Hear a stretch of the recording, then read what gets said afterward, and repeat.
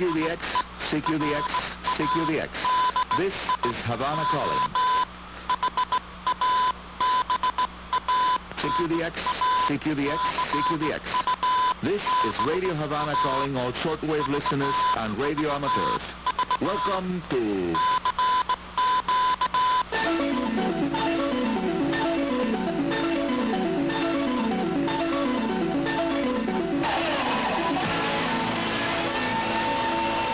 DXers Unlimited, Radio Havana's weekly feature dedicated to the fascinating world of radio communications.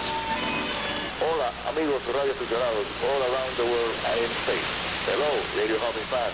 Yes, you are now listening to this, the weekend edition of DXers Unlimited, coming to you from Radio Havana, Cuba. I'm your host, Arnaldo Arnicoro, Radio Amateur Show 2KK, and here's now item 1 of the program. The yearly CQ magazine 160-meter band CW Worldwide Contest began at 00 hours UTC Saturday under very interesting propagation conditions. Several Cuban radio amateur stations participated by joining efforts from several experienced low-band DXers with them. In Mayabeque province, south of Havana, 2 stations were on the air. One from the Santa Cruz del Norte Radio Club, from the north part of that province, and the other one organized by the Cuban CW Operators Club, Grupo CW de Cuba, that was able to set up a very nice station at a farm near the town of La Salud, Mayabeque province again. Other 160-meter band contest participants went on the air from locations in central Cuba and eastern Cuba, and I expected a very high degree of participation, which makes me a very happy person indeed. The annual CQ Worldwide CW 160-meter band contest provides a unique opportunity for radio amateur operators to add new DX entities to the lot. Due to the low frequency wavelength operation on 160 meters requires a lot of space to charge the large size antennas necessary to transmit efficiently on that band. Just to give you an idea of what I'm talking about, a half-wave dipole cut for the low end of the 160 meters band, say to 1,850 kilohertz frequency, has an overall length of 77.3 meters, and in order for that antenna to produce the low angle radiation which is required, essential for working DX, it must be installed at no less than 25 meters from the ground. That's a tall mast indeed. If you install the halfwave dipole as an inverted B, the center of the antenna must be at no less than 35 meters from the ground, and then the end must be anchored to mast of no less than 10 meters length, or even better, more. Now, you realize why 160 meters band as well as 630 meters and 2,200 meters are so challenging for the average city dweller like yours truly, that does not have enough space available to install even a minimum size end-loaded dipole at the home QTH.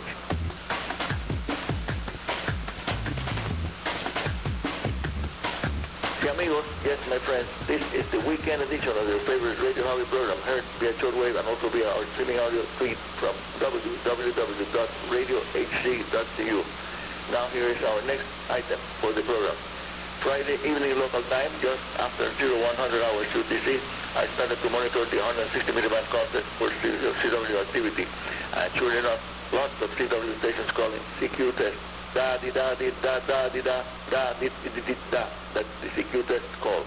It was really very interesting to monitor the segment between 1,820 to 1,830 kilohertz, also known among the DX operators as the DX window of 160 meters. Using my 88-bit overall length dipole fed with open wire line, 450 ohms speeder, reception was rather good at my residential neighborhood location, where fortunately the background noise level rarely exceeds the S4 noise level. Saturday morning I woke up early as usual and found signals at the low end of 160 meters from the southern United States and central USA also, and several Caribbean islands actively working this contest. Then, after sunrise, the signals simply vanished shortly after the sun went up, as expected due to the absorption of the ionosphere.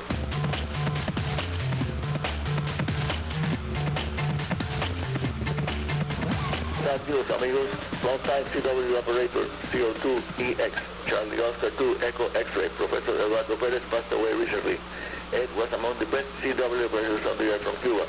Listening to a two-way QSO between him and CO7EH, also named Eduardo, who also passed away recently last year, was a really amazing experience for CW lovers, as both could hold a two-way contact at no less than 35 words per minute, even more, producing clean, perfectly sent characters.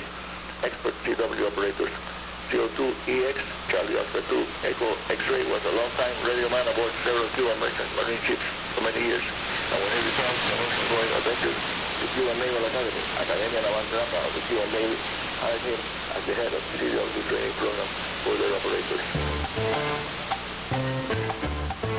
From space, coming down to Earth for repair, the amateur TV module used by the International Space Station is now undergoing tests in order to find out if it can be fixed or not. If the ATV unit is beyond repair, the funding to buy, test, and send up a new module to the space station must be found. Voice communications with astronauts and cosmonauts of the ISS, the International Space Station, continue on the frequency 145.800 simplex FM mode. Again, the frequency of the space station, 145.800 simplex FM. And by the way, a new packet radio module was sent aboard a cargo ship and will soon be installed and tested by the astronauts. And now, news about the solar activity report and high-frequency band propagation conditions, which are improving definitely. A new Southwest group number at 2733 appeared on Tuesday, 22nd of January, after many days of a southwest sun. The Southwest number went up to 18, and on Wednesday, this is sight with a Southwest number of 19. As I was recording the program Saturday morning, almost noon time, the number of Southwest was at 29. By the way, for your information, active region 2733 is for sure a remnant of all solar cycle 24. The average daily Southwest number increased to 5.3 from 0 from the previous week, according to the J7RL report, and the average daily solar flux increased slightly up to around 72 units and even up to 75, which is very, very encouraging, telling you that the band should be in better conditions. The predicted solar flux on January 25 to 29 should be around 72 and even higher. Planetary index predicted at 18, 10, and 3 on January 25 and 27. So by 27, the signals will be very good, low absorption present. Of interest to AM broadcast band DXers is the geomagnetic activity forecast for January 25 to 31 of 2019. Required conditions for January 27 to 30. Unsettled conditions 25, 26, and 31 of January. And we expect active geomagnetic conditions on the last day of the month.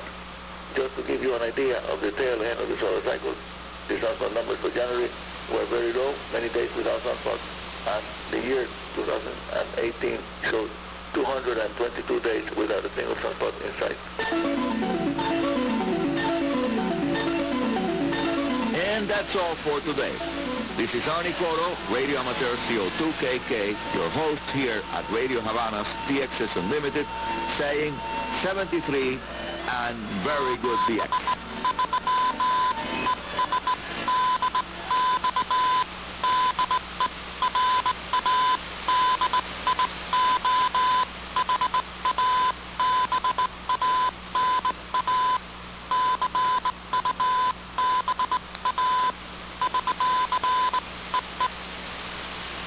Thanks, Arnie. Arnie Coro with DXers Unlimited, heard every week here at the same time and frequency.